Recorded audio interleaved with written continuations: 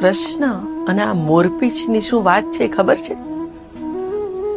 એક વખત રામજીને જ્યારે વનવાસ મળ્યો ને ત્યારે રામ ને સીતા એ વનમાં જતા હતા અને સીતા માતાને તરસ લાગી. રામજી આજુબાજુ શોધ્યું પણ ક્યાંય પાણી ન મળ્યું અને અંતે એમણે વન દેવતાને પ્રાર્થના કરી, હે વન દેવતા, મને જળાશયનો માર્ગ બતાવો.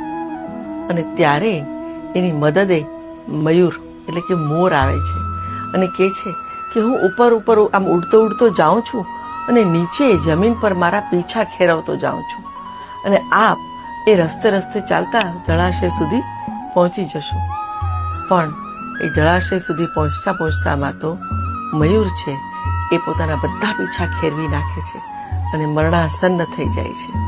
અને ત્યારે રામજી ત્યાં આવીને કહે છે કે અરે રે, તે અમારી તરસ छिपाવવા માટે થઈ અને તારું બલિદાન આપ્યું. અને ત્યારે મોર જવાબ આપે છે કે જગત આખાની તરસ જે छिपाવે છે એ ભગવાનની તરસ હું छिपाવી શકું તો એના માટે મારો જીવ પણ જાય ને તો મને કબૂલ છે. ત્યારે રામજીને વચન આપે છે કે તારું આ મારી માથે ઋણ છે, એટલે આવતો જે અવતાર આવશે ને મારો ત્યારે હું તને ધારણ કરીશ. અને એ પછીનો જે એમનો અવતાર આવ્યો કૃષ્ણ તરીકે, ત્યારે તેમણે પોતાના મસ્તક ઉપર આ મોરપીંછને